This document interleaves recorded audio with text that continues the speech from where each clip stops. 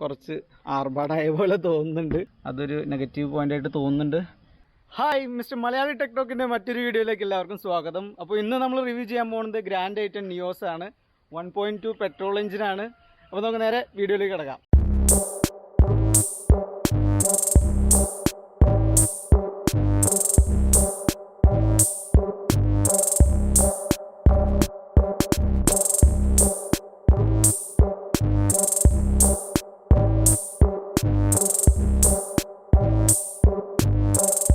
അപ്പോൾ നമുക്ക് വീഡിയോയിലേക്ക് കിടക്കാം. ഹ്യുണ്ടായി ഐറ്റൻ്റെ നിയോസ് ഒരുപാട് പേർക്ക് ഇഷ്ടപ്പെട്ടുള്ള വളരെ ക്യൂട്ടായിട്ടുള്ളൊരു കാറാണ്. അതിൽ തന്നെ ഈ കളർ ഇപ്പോൾ ഒരുപാട് ആൾക്കാർ ചൂസ് ചെയ്യുന്നൊരു കളറാണ്. ടീൽ ബ്ലൂ എന്നാണ് ഇതിൻ്റെ പേര്. ഇതിനൊരു ഡുവൽ ടോൺ ഫീലൊക്കെ ഉണ്ട്. പല ആംഗിളിൽ നോക്കുമ്പോൾ പല കളറായിട്ടും ഡാർക്കായിട്ടും ലൈറ്റായിട്ടൊക്കെ തോന്നും. അപ്പോൾ ഈ 1.2 പെട്രോൾ എഞ്ചിൻ കപ്പ വേരിയൻ്റെ ഒരു പ്രത്യേകത എന്ന് വെച്ചാൽ സത്യത്തിൽ നല്ലൊരു പാക്കേജ്ഡ് ആണെന്ന് പറയാം. കാരണം വാല്യൂ ഫോർ മണിയാണ്. നമുക്ക് ഒരു ഫുൾ ഓപ്ഷൻ്റെ എല്ലാ ഓപ്ഷൻസും എല്ലാ കാര്യങ്ങളും എല്ലാ ഫീച്ചേഴ്സും നമുക്കിതിൽ കിട്ടുന്നുണ്ട്. മൊത്തം 15 വേർഷൻസ് നമുക്ക് നിയോസിൽ അവൈലബിൾ ആണ്. അതിൽ ടോപ്പ് വേരിയൻറ്റിലേക്ക് വരുമ്പോൾ നമുക്ക് ഏകദേശം 10 ലക്ഷം രൂപയടുത്ത് വരും. ഇതിൽ ഫുൾ ഓപ്ഷൻ നമുക്ക് എടുത്ത് പറയാവുന്ന ഒരു പ്രത്യേകത എന്ന് പറയുന്നത് ഹെഡ് ലാമ്പ് പ്രൊജക്റ്റഡ് അല്ല എന്നുള്ളതേ ഉള്ളൂ. ബാക്കിയെല്ലാം തന്നെ ഒരു ഫുൾ ഓപ്ഷന് കിട്ടുന്ന രീതിയിൽ നല്ല അലോയ് വീൽസ് ഉണ്ട്, 4 പവർ വിൻഡോകളുണ്ട്, അങ്ങനെ എല്ലാ ഫീച്ചേഴ്സും ഉണ്ട്. ബാക്ക് AC വെൻറ്റുകളൊക്കെ ഉണ്ട്. അതിന് നമുക്ക് വണ്ടിയുടെ ഫ്രണ്ടൊക്കെ ഒന്ന് നോക്കാം. അപ്പോൾ നേരത്തെ പറഞ്ഞ പോലെ തന്നെ ഹാലജൻ ഹെഡ് ലാമ്പാണ് വരുന്നത്. താഴെ ഒരു പ്രൊജക്റ്റഡ് ടൈപ്പ് ഫോഗ് ലാമ്പ് വരുന്നുണ്ട്. പിന്നെ നല്ല മനോഹരമായിട്ടുള്ള DRL ഉണ്ട്. വലിയ ഗ്രില്ലുകൾ കാണാം. പിന്നെ ഹുഡിൻ്റെയൊക്കെ ഒരു ഡിസൈൻ നോക്കുകയാണെങ്കിൽ മൊത്തത്തിലൊരു കർവ്ഡ് ആയിട്ടുള്ളൊരു ഡിസൈനാണ് യൂസ് ചെയ്തിട്ടുള്ളത്. കുറേ സർക്കിളുകളും കർവുകളും ഉള്ള ഒരു പ്രത്യേകതരം ഡിസൈനാണ്. അപ്പോൾ ഇത് നമുക്ക് വളരെ ക്യൂട്ടായിട്ട് തോന്നുന്ന തരത്തിലാണ് ഇതിൻ്റെ ഡിസൈൻ ഇരിക്കുന്നത് തന്നെ. സൈഡിലേക്ക് ഒരു വീൽ ആർച്ചിൻ്റെ കട്ടിങ് കാണാം.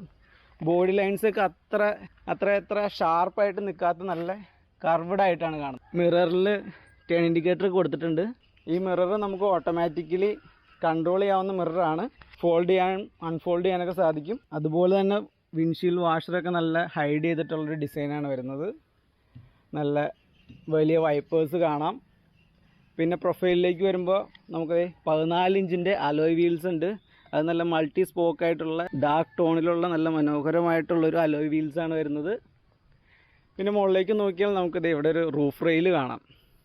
നല്ല സ്ട്രോങ് ആയിട്ടുള്ള ഫുൾ ബോഡി ലെങ്ത്തിൽ നിൽക്കുന്ന 2 റൂഫ് റെയിലുകളുണ്ട്. പുറകിലേക്ക് വരുമ്പോൾ G10 എന്ന് പറഞ്ഞിട്ടൊരു ബാഡ്ജിങ് ഒക്കെ കാണാം. അതിലൊരു ഹണികോം ടൈപ്പ് ഡിസൈനൊക്കെ കൊടുത്തിട്ടുണ്ട്. ടെയിൽ ലാമ്പ് നോക്കുകയാണെങ്കിൽ നേരത്തെ പറഞ്ഞ പോലെ തന്നെ ഒരു കർവ്ഡ് ഷേപ്പാണ്. കൂടുതൽ ഷാർപ്പ് എഡ്ജുകളൊന്നും ഇല്ലാത്ത ഒരു റൗണ്ട് ഷേപ്പിലുള്ള ഡിസൈനാണ് ബാക്കിലും വരുന്നത്. താഴെ ഒരു റിഫ്ലക്ടർ കാണാം. നല്ല രീതിയിലൊരു ഗ്രൗണ്ട് ക്ലിയറൻസ് ബാക്കിൽ നമുക്ക് കിട്ടുന്നുണ്ട്. പുറകിൽ നമുക്ക് റിവേഴ്സ് പാർക്കിംഗ് ക്യാമറയും കാണാം. അതുപോലെ തന്നെ റിവേഴ്സ് സെൻസറുകളും കാണാം.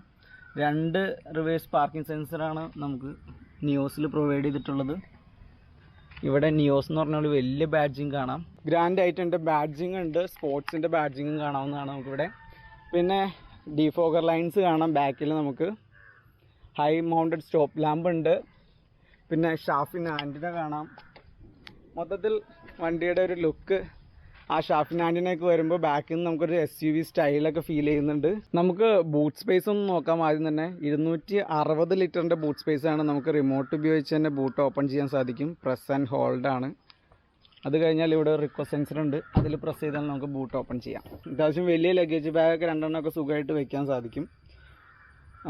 260 ലിറ്ററിൻ്റെ ബൂട്ട് സ്പേസ് സൈഡിലൊക്കെ നല്ല സ്പേസ് ഉണ്ട് നമുക്ക്. പിന്നെ താഴേക്ക് നോക്കിയാൽ നമ്മുടെ സ്പെയർ വീല് കാണാം. സെയിം സൈസിലുള്ള സ്പെയർ വീലാണ് ഹുണ്ടായി നമുക്ക് നിയോസിൽ തരുന്നത്. സ്പീഡ് ലിമിറ്റ് ഒന്നുമില്ല. പിന്നെ അത് അഴിക്കാനുള്ള അത്യാവശ്യം ടൂൾ കിറ്റുകളും കൊടുത്തിട്ടുണ്ട്. പിന്നെ ബാക്കിൽ ട്രേ ഉണ്ട്. അപ്പോൾ അത്തരം കാര്യങ്ങളാണ് ബൂട്ടിൽ. നമുക്ക് സീറ്റ് നോക്കാം. പിന്നെ അത്യാവശ്യം വലിയൊരു ഡോർ ഹാൻഡിലാണ്. നല്ല നീളത്തിൽ ഡിസൈൻ ചേരുന്ന തരത്തിലുള്ള ആ ഒരു കർവ്ഡ് ഷേപ്പാണ് ഇതിലും കൊടുത്തിട്ടുള്ളത്. പിന്നെ ഇവിടെയുള്ള ഈ സ്ക്രാച്ച് ഗാർഡ്, ഇത് ഹുണ്ടായുടെ എംബ്ലമൊക്കെ ഉള്ളൊരു സ്ക്രാച്ച് ഗാർഡ്, അത് ഷോറൂമിൽ നിന്ന് തന്നെ വെച്ച് തന്നിട്ടുള്ളതാണ്. അപ്പോൾ നമുക്ക് ആദ്യം പുറകിലെ സ്പേസ് നോക്കാം. പുറകിലെ ഡോറിലേക്ക് വരുമ്പോൾ നമുക്കിത് ഇവിടെ ഹണികോമിൻ്റെ ഒരു ഡിസൈനൊക്കെ കാണുന്നുണ്ട്. പിന്നെ താഴെ നമുക്കൊരു 1 ലിറ്ററിൻ്റെ ബോട്ടിൽ സ്പേസ് ഉണ്ട്. സ്പീക്കർ കാണാം. ഡോർ ഹാൻഡിൽ കാണാം. ഡോർ സെൻറ്റർ ലോക്കിൻ്റെ ലോക്ക് കാണാം. നമ്മുടെ പവർ വിൻഡോൻ്റെ കൺട്രോളുകൾ കാണാം. അകത്തേക്ക് നോക്കിയാലും നമുക്ക് നല്ല ഫാബ്രിക്കിൻ്റെ സീറ്റാണ് വരുന്നത്. ഒരു വൈറ്റ് ഗ്രേ ടോണാണ് ഇതിൽ കൊടുത്തിട്ടുള്ളത്. നല്ലൊരു ഡിസൈനായിട്ട് തോന്നുന്നുണ്ട്. അതുപോലെ തന്നെ ബാക്കിൽ നമുക്ക് കുറച്ച് ആർട്ടിഫിഷ്യൽ ലെതറിൻ്റെ ഒരു പോർഷനാണ് ബാക്ക് സൈഡിൽ വരുന്നത്. അതുപോലെ സൈഡിലേക്കൊക്കെ കൊടുത്തിട്ടുള്ളത്. അത് നമുക്ക് ചെളിയായാലും വൃത്തിയാക്കാൻ എളുപ്പമായിരിക്കും എന്തായാലും. പിന്നെ പുറകിലേക്ക് നോക്കിയാൽ നമുക്ക് AC വെൻറ്റുകൾ കാണാം. റെയർ AC വെൻറ്റിൽ അതിൻ്റെ വിൻഡോ കൺട്രോളുകളും ഫാൻ സ്പീഡ് കൺട്രോളും കാണാം. താഴെ 12 വോൾട്ടിൻ്റെ ഒരു ചാർജിങ് പോർട്ടും കാണാവുന്നതാണ്. ക്യാബിൻ ലൈറ്റ് സെൻറ്ററിലേക്കാണ് പ്ലേസ് ചെയ്തിട്ടുള്ളത്. പിന്നെ ഗ്രാബ് ഹാൻഡിൽ കാണാം. അത് ഓപ്പൺ ആവുന്ന ടൈപ്പ് അല്ല, ഫിക്സ്ഡ് ആയിട്ടുള്ള ടൈപ്പ് ഒരു ഗ്രാബ് ഹാൻഡിലാണ് കൊടുത്തിട്ടുള്ളത്. മൊത്തത്തിൽ അകത്തൊരു ബ്ലാക്കിൻ്റെയും വൈറ്റിൻ്റെയും അല്ലെങ്കിൽ ബ്ലാക്കിൻ്റെയും ഗ്രേയുടെയൊക്കെ ഒരു കോമ്പിനേഷനാണ് വന്നിട്ടുള്ളത്. അത് ഒരു ഡ്യുവൽ ടോൺ ഇൻറ്റീരിയർ ഫീൽ നമുക്ക് തരുന്നുണ്ട്. ബാക്കിലെ ലെഗ് സ്പേസ് ഒക്കെ പറയുകയാണെന്നുണ്ടെങ്കിൽ അത്യാവശ്യം നല്ല ലെഗ് സ്പേസ് ഉണ്ട്. കണ്ടോ, സീറ്റ് നമ്മൾ ഒരുപാടൊന്നും പുറകോട്ട് ഇറക്കിയിട്ടില്ല, മുന്നിലേക്കും കയറ്റിയിട്ടില്ല, ഒരു സെൻട്രൽ പൊസിഷനിലാണ് കിടക്കുന്നത്. പുറത്തുനിന്ന് നോക്കുമ്പോൾ കാറ് ചെറുതാണെന്ന് ഫീലിംഗ് ഉണ്ടെങ്കിലും അകത്ത് കണ്ടമാനം ഹെഡ് റൂം കാണുന്നുണ്ട്, ലെഗ് റൂം കാണുന്നുണ്ട്. പിന്നെ സീറ്റിൽ 3 പേർക്ക് അത്യാവശ്യം ഇരിക്കാവുന്നതാണ് സുഖമായിട്ട്. ബാക്കിൽ 2 ഫിക്സഡ് ഹെഡ് റെസ്റ്റുകളാണ് ബാക്കിൽ വരുന്നത്. പിന്നെ ഈ സീറ്റ് നമുക്ക് ഫോൾഡ് ചെയ്യാവുന്നതാണ്. അങ്ങനെ നമ്മുടെ ബൂട്ട് സ്പേസ് കുറച്ചും കൂടി കൂട്ടാം. അപ്പോൾ അത്തരം കാര്യങ്ങളാണ് അകത്ത് പറയാനുള്ളത്. ഇനി നമുക്ക് ഫ്രണ്ടിലേക്ക് പോവാം. അപ്പോൾ നമുക്ക് ഫ്രണ്ടിലെ സ്പേസ് ഒക്കെ നോക്കാം. അപ്പോൾ അൺലോക്ക് ചെയ്യുമ്പോൾ ഈ ഹോണിൻ്റെ ശബ്ദം കുറച്ച് ആർഭാടായ പോലെ തോന്നുന്നുണ്ട്. ഫ്രണ്ടിലെ ഡോറിലേക്ക് നോക്കുമ്പോൾ നമുക്ക് ഇവിടെ ആ ഒരു ഡിസൈൻ പാറ്റേൺ ഫോളോ ചെയ്തത് കാണാം. അതുപോലെ ഡുവൽ ടോണാണ്, വൈറ്റും ബ്ലാക്കും ഒക്കെ ഉണ്ട്. ഇവിടെ സെൻട്രൽ ലോക്കിൻ്റെ സ്വിച്ചൊക്കെ കാണാം. പിന്നെ ഫ്രണ്ടിലേക്ക് മിററിൻ്റെ അഡ്ജസ്റ്റ്മെൻറ്റിനുള്ള സ്വിച്ചുകളാണ്, പൊസിഷൻ അഡ്ജസ്റ്റ് ചെയ്യാനുള്ള സ്വിച്ചുകൾ കാണാം, റൈറ്റ് ലെഫ്റ്റും. പിന്നെ ഇത് മിറർ ഫോൾഡ് ചെയ്യാനും അൺഫോൾഡ് ചെയ്യാനുള്ളൊരു ബട്ടനാണ്. പക്ഷേ ഈ സെയിം കാര്യം നമുക്ക് റിമോട്ടിൽ കിട്ടുന്നില്ല. വണ്ടി അൺലോക്ക് ചെയ്യുമ്പോൾ നമുക്ക് റിമോട്ടിൽ നമുക്ക് ഈ ഫോൾഡിങ് പോസിബിൾ ആവുന്നില്ല. അതൊരു നെഗറ്റീവ് പോയിൻ്റായിട്ട് തോന്നുന്നുണ്ട്. പിന്നെ 4 വിൻഡോകളുടെ കൺട്രോളുകൾ കാണാം. മറ്റുള്ള വിൻഡോകൾ ഡിസേബിൾ ചെയ്യാനുള്ള സ്വിച്ചും കാണാം. മൊത്തം 4 സൗണ്ട് സ്പീക്കർ സിസ്റ്റങ്ങളാണ് ഇതിലേക്ക് വരുന്നത്. അതിനെക്കുറിച്ച് ഞാൻ പറയാം. ഓക്കെ, നമുക്ക് ആദ്യം തന്നെ സീറ്റിൻ്റെ അഡ്ജസ്റ്റ്മെൻറ്റ് നോക്കാം. ഇത് 6 വേ അഡ്ജസ്റ്റബിൾ സീറ്റാണ്. നമുക്ക് ബാക്ക് സപ്പോർട്ട് അഡ്ജസ്റ്റ് ചെയ്യാം, ഫ്രണ്ടിലേക്കും ബാക്കിലേക്കും കൊണ്ടുപോകാം. അതുപോലെ സീറ്റിൻ്റെ ഹൈറ്റ് കൂട്ടുകയും ചെയ്യാം. പിന്നെ ഹെഡ് റെസ്റ്റിന് ഫിക്സ്ഡ് ആണ്, ഇവിടെ അഡ്ജസ്റ്റ്മെൻറ്റ് വരുന്നില്ല. പിന്നെ നേരത്തെ പറഞ്ഞ പോലെ തന്നെ ഫാബ്രിക്കും ആർട്ടിഫിഷ്യൽ ലെതറും കൂടി ഉള്ളൊരു മിക്സാണ് സീറ്റ് കവർ വന്നിട്ടുള്ളത്, അല്ല സീറ്റിൻ്റെ ഒരു ഡിസൈൻ വന്നിട്ടുള്ളത്. പിന്നെ നമുക്ക് അകത്തേക്ക് കയറി നോക്കാം. ഇത് റീച്ച് അഡ്ജസ്റ്റബിൾ ഇല്ല, ടിൽറ്റ് അഡ്ജസ്റ്റ് ചെയ്യാൻ പറ്റുന്ന ഒരു സ്റ്റിയറിംഗ് ആണ്. നമുക്ക് ടിൽറ്റ് എങ്ങനെയാണെങ്കിലും അഡ്ജസ്റ്റ് ചെയ്യാം. പിന്നെ നമുക്ക് സ്റ്റിയറിംഗിൽ മൗണ്ടഡ് ആയിട്ടുള്ള കൺട്രോളുകൾ കാണാം. മീഡിയയുടെ കൺട്രോളുകളുണ്ട്. അതിൻ്റെ സൗണ്ടും കോൾ എടുക്കാനും വോയിസ് കമാൻഡും ഒക്കെ കൊടുത്തിട്ടുണ്ട്. സെൻട്രലിൽ ഹുണ്ടായുടെ ലോഗോ കാണാം. എയർ ബാഗ് 2 ഉണ്ട്, ഒന്ന് ഇവിടെയുണ്ട്, ഒന്ന് അവിടെയുണ്ട്. പിന്നെ AC വെൻറ്റുകളൊക്കെ നമ്മൾ നേരത്തെ പറഞ്ഞ ആ ഒരു സർക്കുലർ ഡിസൈൻ ഫോളോ ചെയ്തിട്ടുള്ള നല്ല രസമായിട്ടുള്ളൊരു AC വെൻറ്റുകളാണ് വരുന്നത്. സൈഡിൽ നമുക്ക് ലൈറ്റിൻ്റെ ഹൈറ്റ് അഡ്ജസ്റ്റ് ചെയ്യാനുള്ളൊരു ബട്ടൺ കാണാം. പിന്നെ സ്റ്റിയറിംഗിൻ്റെ റൈറ്റ് സൈഡിൽ നമുക്ക് ലൈറ്റിൻ്റെ സ്വിച്ചുകൾ കാണാം. ഇൻഡിക്കേറ്ററൊക്കെ ഇവിടെയാണ്. ലെഫ്റ്റ് സൈഡിൽ വൈപ്പറിൻ്റെ കൺട്രോളുകൾ കാണാം. പിന്നെ നമ്മുടെ ഇൻസ്ട്രുമെൻറ്റ് ക്ലസ്റ്ററിലേക്ക് നോക്കുകയാണെന്നുണ്ടെങ്കിൽ ഞാൻ ഓൺ ചെയ്യട്ടെ. പിന്നെ നമുക്ക് നോർമൽ കീ ഇട്ട് സ്റ്റാർട്ട് ചെയ്യുന്ന സിസ്റ്റം തന്നെയാണ് വരുന്നത്. Push button സ്റ്റാർട്ടൊന്നുമില്ല. ഓക്കെ, അപ്പോൾ ഈ കാണുന്നതാണ് നമ്മുടെ ഇൻസ്ട്രുമെൻറ്റ് ക്ലസ്റ്റർ. ഈ പറഞ്ഞ പോലെ ഒരു സർക്കുലർ ഡിസൈൻ ഇതിലും വരുന്നുണ്ട്. LED ഡിസ്പ്ലേയും കൂടി വരുന്നുണ്ട്. അപ്പോൾ ഡിസ്പ്ലേയിൽ നമുക്ക് ഏത് ഡോറാണ് ഓപ്പൺ ചെയ്തിട്ടുള്ളതെന്നൊക്കെ കൃത്യമായിട്ട് കാണിക്കും. അത് ബൂട്ടാണെങ്കിൽ ബൂട്ടും കൃത്യമായിട്ട് കാണിക്കും. പിന്നെ ഡിസ്റ്റൻസ് ടു എംറ്റിയും പിന്നെ കിലോമീറ്റർ സ്പീഡ് ലിമിറ്റും പിന്നെ സ്പീഡോമീറ്ററും നമുക്ക് ഈ ഡിജിറ്റൽ മീറ്ററിൽ തന്നെയാണ് വരുന്നത്. ലെഫ്റ്റ് സൈഡിൽ നമുക്ക് ടാക്കോമീറ്ററാണ് വരുന്നത്. 80,000 വരെയുള്ള RPM കാണിക്കുന്ന ഒരു മീറ്ററാണുള്ളത്. പിന്നെ ട്രിപ്പ് സെറ്റ് ചെയ്യാനായിട്ട് ഒരു സ്വിച്ച് കാണാം. താഴെ ഫ്യൂവലിൻ്റെ ഇൻഡിക്കേഷനൊക്കെ കാണുന്നുണ്ട്. മുകളിൽ ബാക്കിയുള്ള എൻജിൻ്റെ നോട്ടിഫിക്കേഷൻസും കാര്യങ്ങളൊക്കെ വരുന്നുണ്ട്. ഓക്കെ, അത്രയാണ് നമ്മുടെ ഇൻസ്ട്രുമെൻറ്റ് ക്ലസ്റ്ററിനെ കുറിച്ച് പറയാനുള്ളത്. ഇനി നമ്മുടെ മീഡിയയിലേക്ക് വരികയാണെന്നുണ്ടെങ്കിൽ മീഡിയ സിസ്റ്റം നോക്കുകയാണെന്നുണ്ടെങ്കിൽ 4 സ്പീക്കർ സിസ്റ്റമാണ് വരുന്നത്. ഇത് കമ്പനി പ്രൊവൈഡ് ആയിട്ടുള്ളൊരു സിസ്റ്റം തന്നെ. നല്ല ഫ്ലോട്ടിംഗ് ടൈപ്പിൽ ഇങ്ങനെ ഇൻസ്ട്രുമെൻറ്റ് ക്ലസ്റ്റർ കണ്ടിന്യൂ ചെയ്ത് ഇങ്ങനെ പോയിരിക്കുന്ന രീതിയിലുള്ളൊരു നല്ല ഫ്യൂച്ചറിസ്റ്റിക് ഡിസൈനാണ്. നല്ല രസമുണ്ട് കാണാൻ. ടച്ച് സ്ക്രീനാണ്. അതിൻ്റോടൊപ്പം തന്നെ നമുക്ക് മീഡിയ ഒക്കെ എടുക്കാനായിട്ട് സെപ്പറേറ്റ് സ്വിച്ചുകളും പ്രൊവൈഡ് ചെയ്തിട്ടുണ്ട്. റേഡിയോ ട്യൂൺ ചെയ്യാനുള്ള സ്വിച്ചും ഇവിടെ വോളിയം കൺട്രോൾ ചെയ്യാനുള്ള ഒരു ബട്ടണും ഫിസിക്കൽ സ്വിച്ചും കാണാം. മീഡിയയുടെ സൗണ്ട് ഞാൻ ജസ്റ്റ് ഒന്ന് പ്ലേ ചെയ്യാം.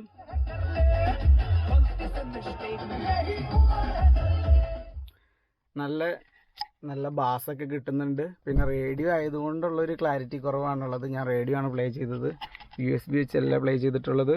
താഴേക്ക് നമുക്ക് USB-യുടെ പോർട്ട് കാണാം. മീഡിയ USB ആണ് നമുക്ക് സോങ് ഒക്കെ ഇടാൻ വേണ്ടിയിട്ട്. പിന്നെ ഇവിടെ 12 വോൾട്ടിൻ്റെ ഒരു ചാർജിങ് പോർട്ടും കാണാം. പിന്നെ നമ്മുടെ AC വരുന്നത് ഓട്ടോമാറ്റിക് ക്ലൈമറ്റ് കൺട്രോളാണ് വരുന്നത്. ഇവിടെ AC-യുടെ നമുക്ക് മാനുവലും കൺട്രോൾ ചെയ്യാം, ഫാൻ സ്പീഡൊക്കെ. ഇവിടെ എല്ലാം ബട്ടണുകളും കാണാം. റിയർ ഡീഫോഗറും ഫ്രണ്ട് ഡീഫോഗറൊക്കെ കാണാം. AC ഓഫ് ചെയ്യാം. പിന്നെ AC വെൻറ്റുകളുടെയൊക്കെ ഒരു ഡിസൈനും ഈ പറഞ്ഞ പോലെ ഒരു സർക്കുലാറും അങ്ങനെ ഒരു കർവ്ഡും ആയിട്ടുള്ള ഡിസൈനാണ് വരുന്നത്. ഇവിടെ മറ്റേ ഹണികോമിൻ്റെ പാറ്റേൺ ഫോളോ ചെയ്തിട്ടുണ്ട്. വളരെ വലിയ ഗിമ്മിക്സുകളൊന്നും ഇല്ലാത്ത വളരെ നൈസായിട്ടുള്ളൊരു ഡാഷ്ബോർഡാണ് വരുന്നത്.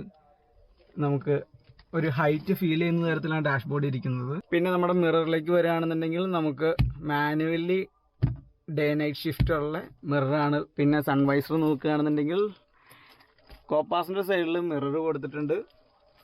ഡ്രൈവർ സൈഡിൽ മിറർ ഇല്ല, ഒരു ടിക്കറ്റ് ഹോൾഡർ മാത്രമേ ഉള്ളൂ. പിന്നെ ഇവിടെ നമുക്ക് മൈക്ക് കാണാം. പിന്നെ അകത്തിരിക്കുമ്പോൾ നമുക്ക് ഫ്രണ്ടിൽ ഒരു കുറച്ച് ഇതുപോലെ കുറച്ച് വലിയൊരു ഡാഷ്ബോർഡ് ഇങ്ങനെ ഫീൽ ചെയ്യുന്നുണ്ട്. അതുകൊണ്ട് തന്നെ കുറച്ചൊരു കൺജസ്റ്റഡ് ആയിട്ടുള്ളൊരു ഫീലുണ്ട്. പക്ഷേ ഇരിക്കുമ്പോൾ അത്ര കുഴപ്പങ്ങളൊന്നും തോന്നുന്നില്ല. ഫ്രണ്ടിലായാലും നമുക്കിവിടെ ഡെക്ക് പെഡലൊക്കെ വരുന്നുണ്ട്. പിന്നെ ഇവിടെ ഒരു പോക്കറ്റ് ഉണ്ട്. നല്ല അത്യാവശ്യം ഫോൺ, 1-2 ഫോണും പേഴ്സൊക്കെ വെക്കാൻ പറ്റുന്ന രീതിയിൽ നല്ലൊരു സ്പേസ് ഇവിടെ കൊടുക്കുന്നുണ്ട്.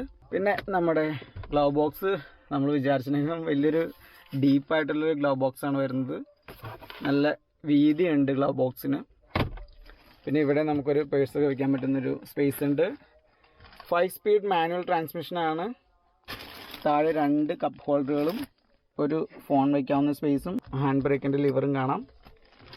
പിന്നെ നല്ലൊരു ഡിസൈനാണ് കേട്ടോ നമ്മുടെ സീറ്റിനൊക്കെ കൊടുത്തിട്ടുള്ളത്. അപ്പോൾ അത്രയും കാര്യങ്ങളാണ് ഫ്രണ്ടിനെ കുറിച്ച് പറയാനുള്ളത്. ഇനി നമുക്ക് വണ്ടി ഒന്ന് സ്റ്റാർട്ട് ചെയ്ത് ഓടിച്ച് നോക്കാം. 1.2 ലിറ്റർ പെട്രോൾ എഞ്ചിനാണ്, 4 സിലിണ്ടർ എഞ്ചിനാണ്. 82 bhp പവറും 114 Nm ടോർക്കുമാണ് ഈ എഞ്ചിന് പ്രൊവൈഡ് ചെയ്യാൻ പറ്റുന്നത്. ഇതുപോലൊരു ചെറിയ ഹാച്ച് പാക്കിന് അത്യാവശ്യം നല്ല പെർഫോമൻസ് പ്രൊവൈഡ് ചെയ്യാൻ പറ്റുന്ന എഞ്ചിൻ തന്നെയാണ്. പിന്നെ ഇത് സ്പോർട്ട് വേരിയൻ്റ് ആയതുകൊണ്ട് തന്നെ ഓടിക്കാൻ നല്ല സുഖമായിരിക്കും എന്ന് വിചാരിക്കാൻ. നമുക്കൊന്ന് ഓടിച്ച് നോക്കാം. ഓക്കെ, അപ്പോൾ നമുക്ക് വണ്ടി ഒന്ന് ഓടിച്ച് നോക്കാം. ഫസ്റ്റ് കാല് കൊടുത്തെടുക്കുമ്പോൾ തന്നെ നല്ലൊരു എൻജിൻ റെസ്പോൺസ് ഫീൽ ചെയ്യുന്നുണ്ട്. സീറ്റ് ബെൽറ്റിൻ്റെ വാണിംഗ് ആണത്. മൊത്തത്തിൽ നമ്മുടെ ഒരു NVH ലെവൽ നോക്കുകയാണെന്നുണ്ടെങ്കിൽ അകത്തേക്ക് വലിയ വൈബ്രേഷൻസും വരുന്നില്ല, വലിയ നോയ്സും വരുന്നില്ല. പിന്നെ വണ്ടിയുടെ ഒരു ഹാർഡ്നെസ് പറയുകയാണെന്നുണ്ടെങ്കിൽ വളരെ സ്മൂത്തുമാണ്. ഓക്കെ, അപ്പോൾ നമ്മുടെ ഓവറോൾ നോക്കുകയാണെന്നുണ്ടെങ്കിൽ ഡ്രൈവിംഗ് കംഫർട്ട് നോക്കുകയാണെന്നുണ്ടെങ്കിൽ വളരെ കംഫർട്ടായിട്ടുള്ള ഡ്രൈവിംഗ് ആണ് കിട്ടുന്നത്. നല്ല ആക്സിലറേഷൻ റെസ്പോൺസ് ഉണ്ട്. അതുപോലെ ഗിയർ ഷിഫ്റ്റിംഗ് വളരെ രസമായിട്ടുള്ള സ്മൂത്തായിട്ടുള്ള ഗിയർ ഷിഫ്റ്റിംഗ് ആണ്. ഹാൻഡ്ലിംഗ് നല്ലതാണ്. നല്ല സസ്പെൻഷനാണ്. ഇപ്പോൾ നല്ലൊരു പഞ്ചായത്ത് റോഡിൽ കൂടി നമ്മൾ പോകുന്നത്, പക്ഷേ എനിക്ക് വളരെ സ്മൂത്തായിട്ട് ഫീൽ ചെയ്യുന്നത്. ഒരു ഹാർഡായിട്ടുള്ളൊരു ജമ്പിങ് ഒന്നുമില്ല. നമുക്ക് വളരെ സ്മൂത്തായിട്ട് ഡ്രൈവ് ചെയ്യാൻ പറ്റുന്നുണ്ട്. അപ്പോൾ നമ്മൾ അത്യാവശ്യം വലിയൊരു സ്ട്രൈറ്റ് റോഡിൽ എത്തിയിട്ടുണ്ട്. നമുക്കൊന്ന് ടോപ്പ് ഗിയറിലും വണ്ടി ഒന്ന് ഓടിച്ച് നോക്കാം. അപ്പോൾ ഫസ്റ്റ് ഇട്ട് എടുക്കാം.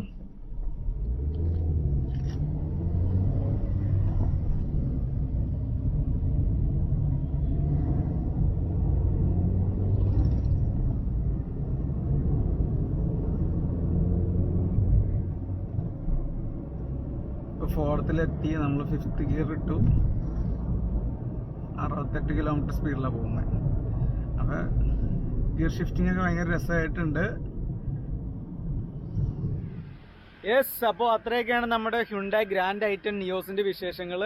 ഈ വണ്ടിക്ക് ഓൺ റോഡ് പ്രൈസ് ആയിട്ട് വന്നിട്ടുള്ളത് 8,10,000. അപ്പോൾ നമുക്ക് നല്ല വാല്യൂ ഫോർ മണി എന്ന് പറയാവുന്ന ഒരു വേരിയൻ്റാണ് ഈ 15 നിയോസിൻ്റെ വേരിയൻറ്റുകളിൽ ഈ ഒരു വേരിയൻറ്റിനുള്ളത്.